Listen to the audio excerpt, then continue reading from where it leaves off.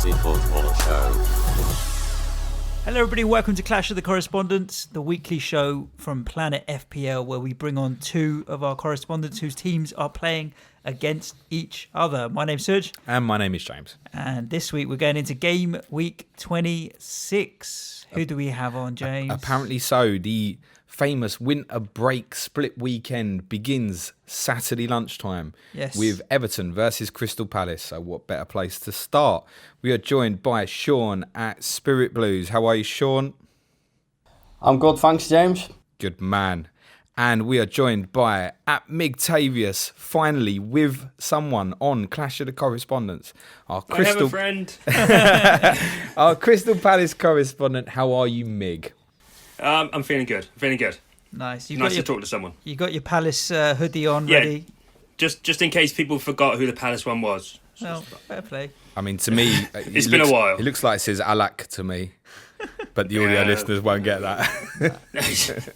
Sean, you're on a good run, mate. Everton. Well, yeah. Yeah, I meant the Toffees,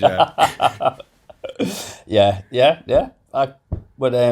We're finally resembling a football team. So okay, talk to me about it. What's good. changed from the dire situation when we last spoke, when we kind of knew Marco Silva was going just before you went to Leicester? What's changed, other than the obvious of the manager? What has he changed?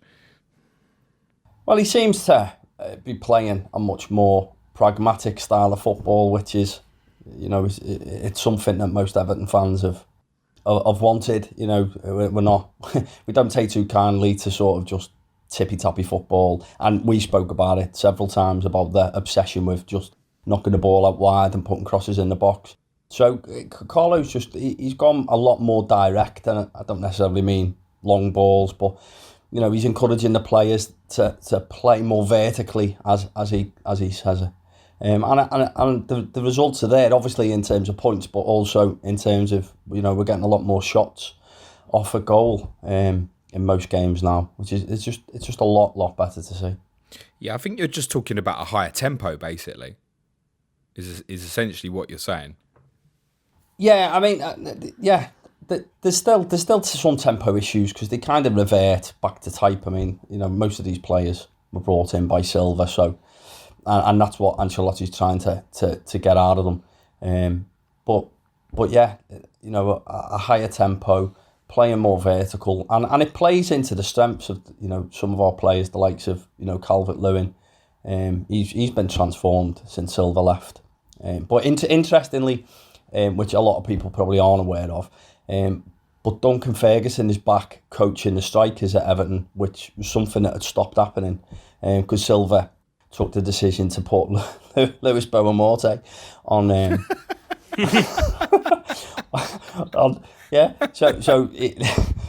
So unsurprisingly, once Boa-Morte and Silva departed the club, Ferguson took charge of the strikers, and I think it's very, very clear to see the impact that's had on Calvert-Lewin especially. Sid, you must have great memories of Boa-Morte. I don't have any memories of Boa-Morte. That's exactly the first point, thing I think of about him was him running around like a headless chicken playing for West Ham at Tottenham and getting sent off within the first 45 minutes in a game you lost 4-0. He just, but he had a good little spell at Fulham, actually. We're going off topic here. Mig, are you happy with the Eagles at the moment? Not entirely happy. I mean, we can still barely score any goals, and we're still conceding goals, and we're doing all right. I mean, we're still not conceding a lot of goals, but we're slowly but surely dropping further and further closer to the relegation. I mean, we were 9th when you had Adam on, and now we're 14th, only 6 points above the bottom 3 because we haven't got any results. So, and we're coming into probably our last best spell of fixtures of the season before we hit, I think it's like 5 of the top 6 in the last 7 games or something stupid like that. So we need to get results now. And at the moment, when we're throwing the ball into our own net, it's not exactly helping matters.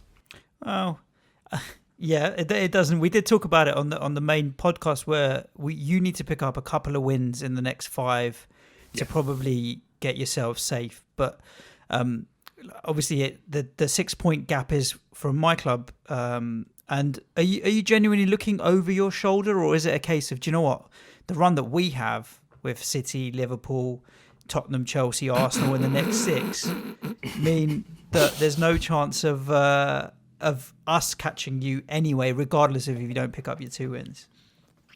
I'm not hugely looking over my shoulder at the moment. I mean, we're always in a relegation battle each year, so it's always sort of natural to look behind us rather than looking forward, which is probably the same for the actual management of the club. Yeah. But not if it continues and the teams below us still pick up those wins, then it could very easily quickly become a case of looking over our shoulder with desperately needing wins rather than having the cushion that we currently have. I mean, we're only 10 points off the magical 40, so 3 more wins and we should be fine. But hopefully we'll get them in the next couple.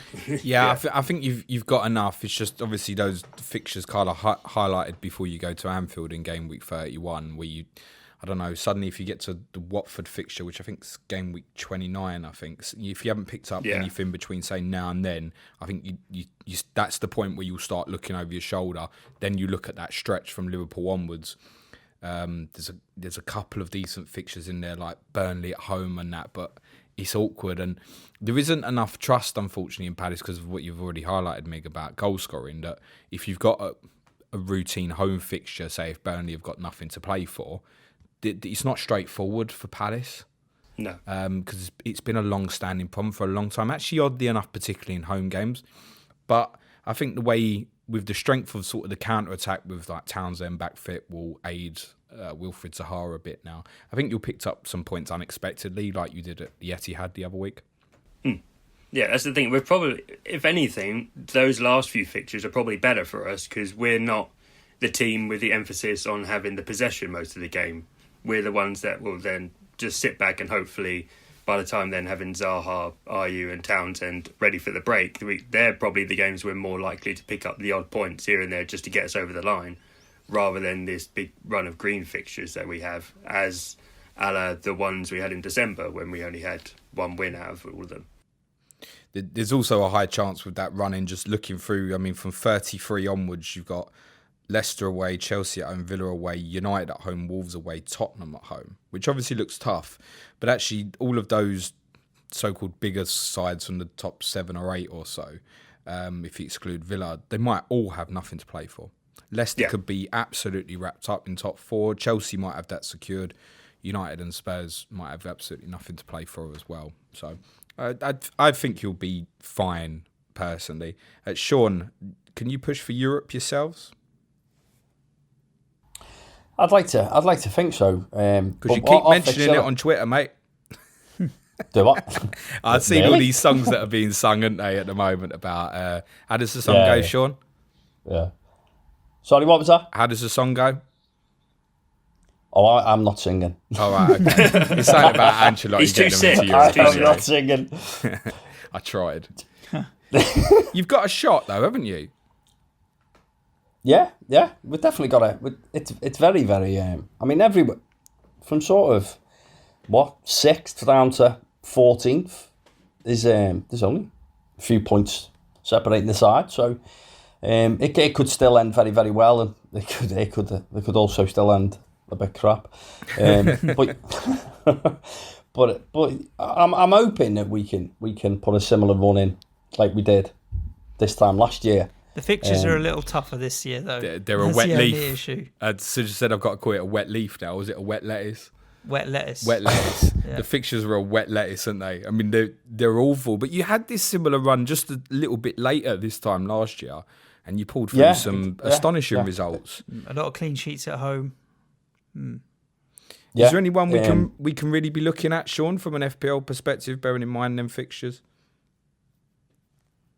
Well, the Evertonian in me would say no, because I look at those fixtures and then I do sort of think, well, you know, you've got Arsenal away. We're not. I know we won at the weekend away from home, but we struggle away from home, in particular. So Arsenal away, Chelsea away. We've got Liverpool coming at home. We've got Tottenham away. So that makes, the likes of Mason Holgate and Calvert-Lewin, who would be the standout two for me, because I think the price, the really good prices, so you're not using too much of your budget, and then slot them in on the games that look a lot better. Yeah, I think he's probably, him and Richarlison are the two who feel like you might be able to go through in spite of this run of fixtures. I feel like DCL. Well, Richarlison, they had the spell in December, didn't they? With Richarlison scored, I think it was Leicester, Liverpool, and Chelsea. Maybe he scored in all three, didn't he, in a row, and then hasn't had too much since, bar the goal against Brighton. So I think Richarlison has proved himself that he can be used irrespective of fixtures, but it just feels a bit much at 8.1. But it's 110 FPL points. I don't know. Like, are we just looking beyond that? Or? Yeah. He's been fairly consistent, Richarlison, this season. But yeah, 8.1 is a funny price spot in midfield now with Grealish's and Traore's and all of these guys a lot cheaper. Yeah. DCL and Holgate are the ones. I think Holgate, because he's 4.5, Sean, you can bench him if you don't fancy the fixture, but he's really stepped up and has played well. I mean, he should have been picked up at 4.3 or 4.4, shouldn't he? Should have bought him then when he was cheaper. Hindsight, you saying I should have got him in for Martin Kelly, are you? We'll come on to that. Yeah, we're going to ask, are we all selling? But yeah, we'll come on to that. Holgate, Sean, just interested to know, because on Monday's People's Poll, I was saying that, I think he's got a shot at the England squad. He'll be in the next one, won't he? Well, I kind of hope he isn't, to be honest. I'm not a great lover of seeing Everton players in the England squad. He's patriotic, aren't they? These Scousers, they think they've got their own country going on up there. James is really trying to alienate an entire city from our listenership. I love Scousers. I mean, come on, man. Listen, you chose Manchester for Planet FPL Live 3. I would have done it in Liverpool. Oh, now he's trying to get out of the hole. Yeah, right, okay. He's certainly playing well. He's definitely playing well enough. I think he's been our player of the season, Holgate, in fairness to him. Since he's come back in, he's definitely been much more. That's cool. How's the goalie playing? Pickford. Rubbish. Really? Rubbish. Yeah. What's the issue? I just think he's too cocky, too arrogant. I don't think he's focused enough on what he's doing. He's too busy to, shouting the odds at other players.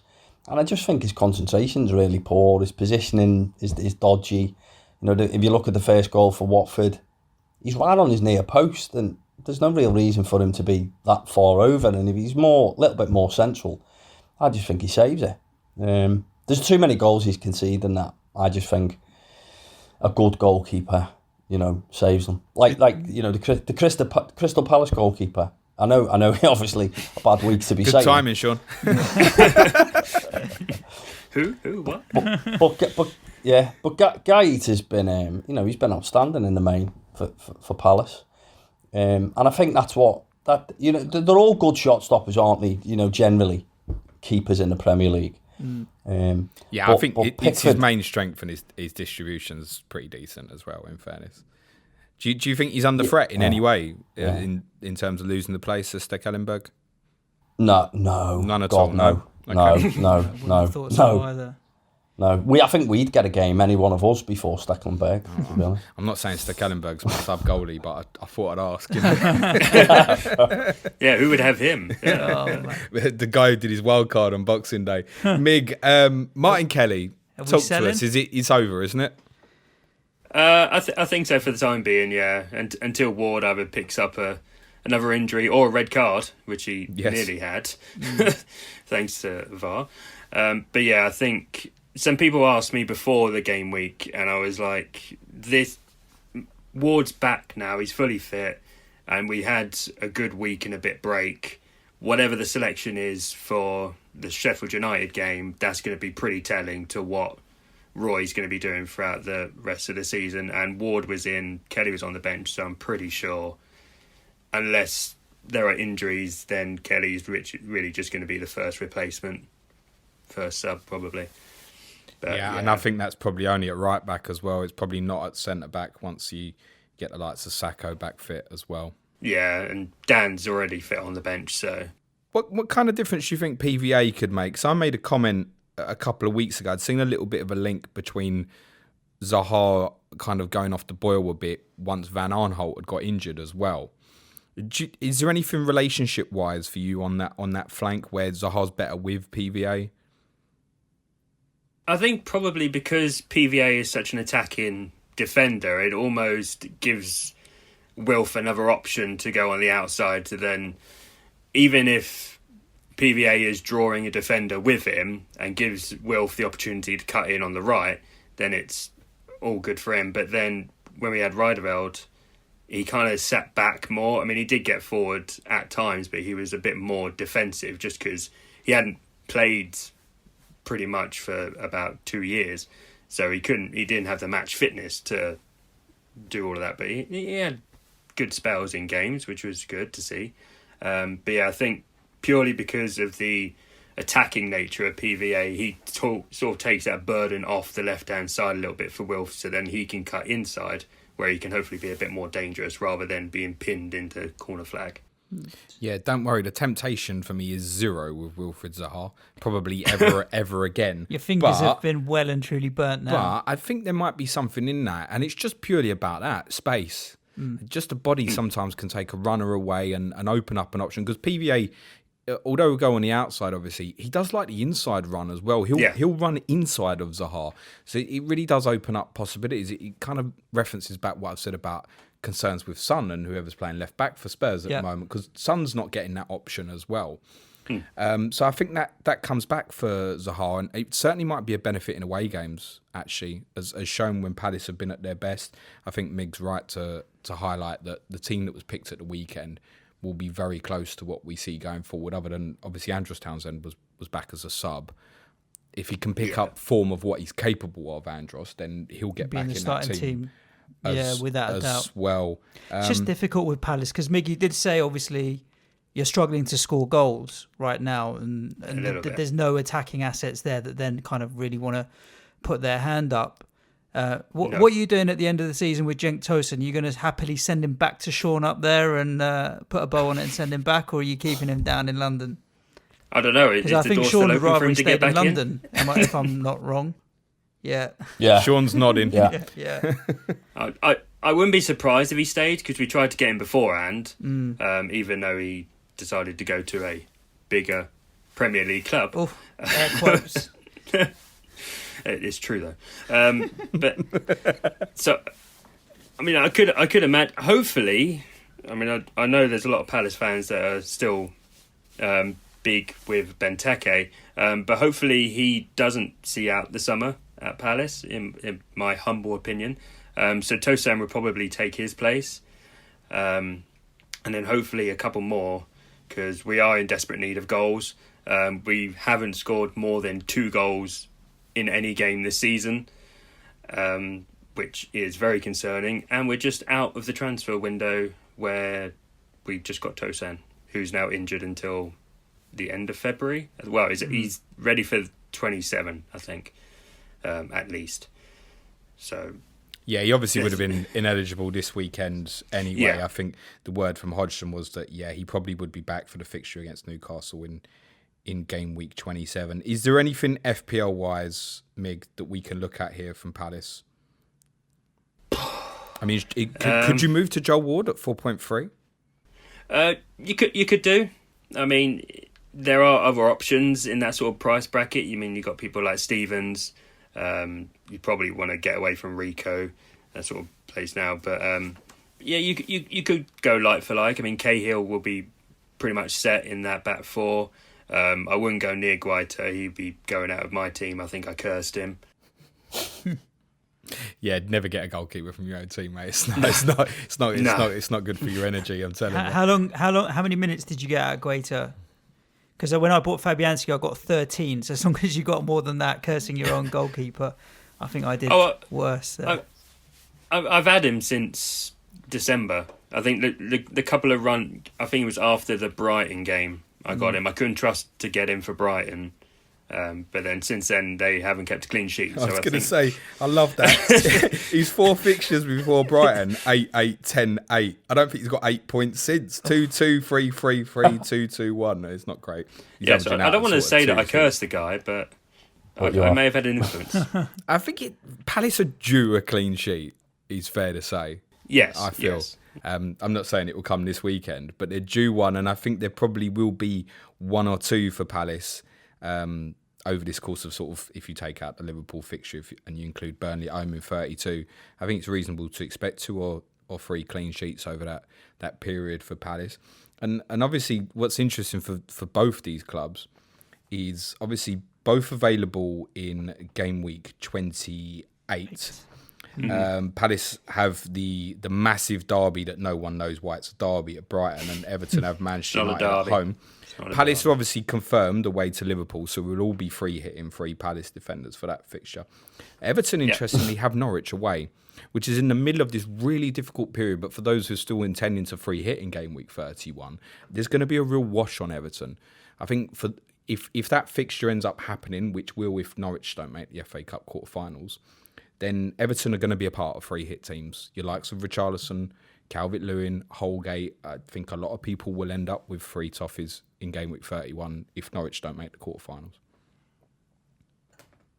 Definitely, there'll be some in mind. Mig agreed, Suj didn't. Well, it was you left it kind of hanging there. Well, we talked about already getting 3 Liverpool and 3 Wolves in that game week 31. If you already own them, I suppose if you were free hitting, you might chuck a couple of Everton players in there.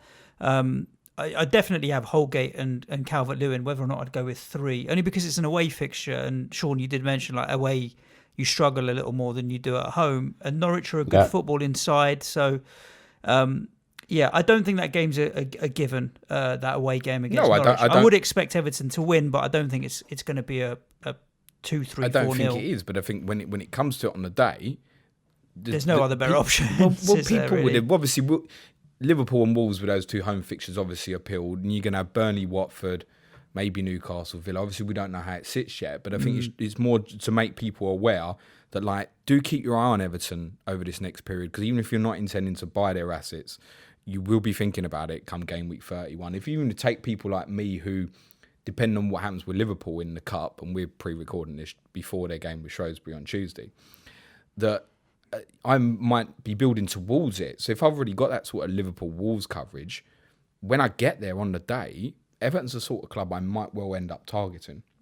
Norwich are bound to beat Spurs in the 5th round now. I've given that 2-minute speech, haven't I? Fingers crossed, yeah. I see if we beat Southampton, which was last night. I don't know. Yeah. What do we think weekend, guys? Confident, Sean, I take it? No. Because really? Palace... Yeah, because Crystal Palace have got a decent record at Goodison. Okay. Since they come back up. So we've won the last couple of games, if memory serves, but I think there was 4 prior to that we failed to win. So I'm confident in the respect of the team's a lot harder to beat. We're playing a lot better. We certainly didn't get what we deserved against Newcastle.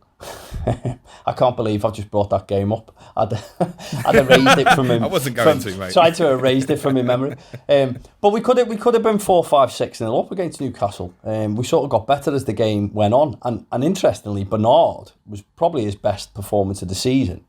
And then he didn't play him. He didn't start him against Watford, which kind of makes the whole Everton assets for FPL a lot more tougher to call, because he is very, very tactical, Carlo Ancelotti. And we go back to at the start when you asked me what's changed, and that's the standout difference. This guy is a world-class manager, and you can see clearly why he's a world-class manager, and his in-game management is at a level that we have just not seen for a long, long time at Everton.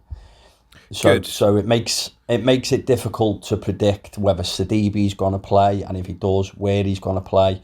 And if people were thinking of taking a punt on, say, Bernard against Norwich, now with Iwobi back, it's just a lot more difficult to predict who's going to play.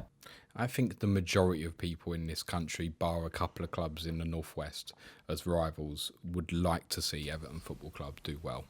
I think the majority of people. Yep, yeah. I agree with you. They're my 3rd club.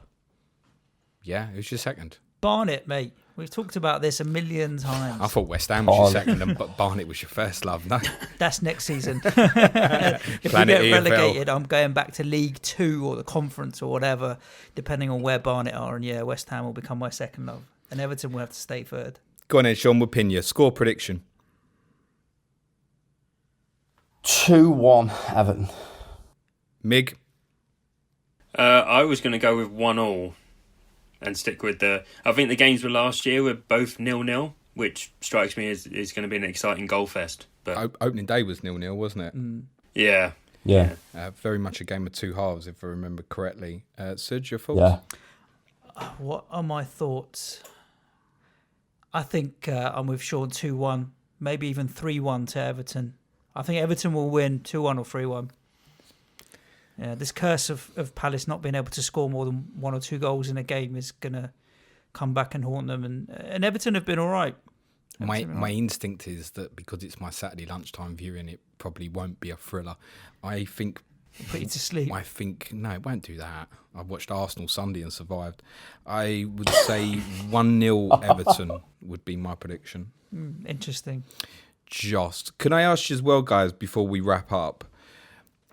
It's a really, really big fixture this weekend outside of FPL for our Sky listeners. I imagine both clubs are really important at the moment. Do either of you play the Sky game? No. That's great. What's Sky? I'll cut a long story short, but a lot of us maybe, because in Sky you can captain players per day. I think a lot of us will be looking potentially at players from this fixture for what is now essentially every Sky player is on their wild card at the moment.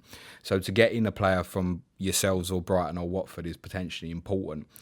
Can I ask you, from your fixture and the Brighton and Watford fixture, which player, and don't worry about prices or anything like that, which player would you expect if someone was going to go mental this weekend from those two fixtures? Who do you think it would be? Well, Mig's not going to pick a Brighton player, is he? No, of course. Because that would be the enemy. He's going to pick Troy Deeney, I presume. We'll let Mig go first on that. I don't really want to say an Everton one, but I probably will. I actually have a feeling for Sigurdsson. I don't know if he's been playing too much. Excuse me for having really seen much of Everton's fixture list, but he has a great record against Palace. But he could just get assists probably for DCL. Sean's in stunned silence. Sean? Well, we haven't seen him play much this season either, so we're the same as Meg. That's even when he has been on the pitch. Just to bring him in. Yeah. I'd question whether...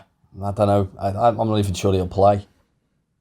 Probably not. But it'd be the one game typical that he would bring him in and then he gets like 3 assists. He's certainly due. He's definitely due. What a mystery. Gylfi Sigurdsson. There's nothing even worth saying about him at the moment. I don't think. He's just so desperately out of form. Go on, Sean. Pick a banger for us from the Saturday games then, between the two fixtures. What's the other fixture? Brighton, Watford. Oh, you've just seen Watford. Please say Morpay. Please say Morpay. Suj is going to sell him. No, that's FPL, so it's different. That's true. Brighton, Watford. Oh, or the Everton Palace. I don't know. I think out of those two fixtures, I'd be going Calvert-Lewin. Yeah. Okay, interesting. I may go Troy Deeney with this overhaul. But I might go Richarlison. So we've all got different answers, so we learned nothing. There we go. Sean, just before we do wrap up, Moise Kean getting better? Yeah. He had a good game when you came down to our place. I didn't know if Ancelotti's going to be a better manager fit for him than maybe Marco Silva. Because I like seeing young talent like that coming through, but he didn't have the easiest start, did he, to his Everton career? He's not had many minutes, in all fairness. I think people sort of get carried away because obviously he went so long without scoring, but he wasn't really getting too many minutes on the pitch. But there's definitely... He's 19. He's 19 years of age. He's a kid. Yeah, there's ability there. The incident at Old Trafford... Sorry, Sean. The incident at Old Trafford didn't help, did it? No. Because it really put the spotlight on him. Yeah. It was. Yeah. It's old ground now, so there's not much point discussing it, but it was harsh. It was really, really harsh what happened to him up there. But yeah, bright young talent. I think at the moment he's a little bit erratic, but I think eventually he'll develop into quite an aggressive target player. I think eventually with age and a bit more power. Possibly, say it quietly because I don't know what the reaction to it would be, but possibly even a small shades of Lukaku, maybe. Yeah, he certainly he had shades of Lukaku against Newcastle, and that's why I say Sigurdsson might not play at the weekend, because I wouldn't be surprised if he plays Moise Keane and Dominic Calvert-Lewin up front. So it would mean what, Richarlison and probably Walcott in wide areas at the moment, you think? I think he put Richarlison outright, Bernard on the despite left. the fact that spot on. Are you trying to say Theo Walcott's not an FPL asset? Well, I don't know. Let's not get carried away. What was it? Was it Sean had grabbed a picture of Walcott celebrating from the Watford game, and I think you said even Walcott couldn't believe that he scored. Mate, I've got nothing bad to say about Theo Walcott after last weekend, because that victory against Watford was the only thing that helped West Ham in any way, keeping Watford that couple of points below. Well, Villa lost. Yeah. To Bournemouth, which didn't help. Tough at the bottom at the moment, but there you go, guys. Thanks for joining us on Clash of the Correspondents. Mig, we made it. Yes. We're just happy that we've got you and someone else on at the same time. Sean, I know you've booked up to come to Manchester for the live show in all of 3 weeks now, so looking forward to actually buying you a pint. And he's bringing all his mates from Liverpool to kick the shit out of me. Yeah, now. good. Please do. I love Scousers. Yeah, it's going to be a great. He's going to get it on a t-shirt now. So anybody that is thinking about popping down to Manchester for Planet FPL Live 3, do jump on Twitter and you'll find the link in James's bio at Planet FPL. I'll tell you what, I don't mind wearing a t-shirt saying I love Scousers. I wouldn't wear it in Manchester. No, we'll see. But yeah, guys, thanks for your articles and interaction on Twitter and all that other kind of stuff representing your clubs. I know all of the Planet FPL community really do appreciate the hard work. Thank you, guys. Cheers, guys. Sorry. James, one more show left this week. Yep, back in the morning, final plan. Yes, which is an interesting one. I still haven't really thought about how I'm going to split my whether to go with a captaincy in the first weekend and play it safe with a KDB or even Mahrez. Absolutely know that you will captain a Manchester City player against West Ham. I feel it. Now I saw Raheem Sterling's picked up an injury and could be out for 2 or 3 weeks. Yes, that which is makes confirmed. Riyad Mahrez even more tempting. Except Leroy Sané is training. Yeah, that's not enough to get him into the team. Yeah, not enough. So I don't know. maybe I mean, Riyad you can't Mahrez. fit in much easier games to put someone into blood some minutes than West Ham at home, can't you? Well, if you tune into Final Plan tomorrow, you'll find out what my thoughts are. And like James, I'll probably say one thing, do another, and miss out on a captaincy haul. I normally do what I say I'm going to do. I just did up last week. All right. Much love. Let's see. Thank you for tuning in to all the shows. Ciao for now. Thanks, Sean, Mig. Good luck this weekend. Cue music, man, child.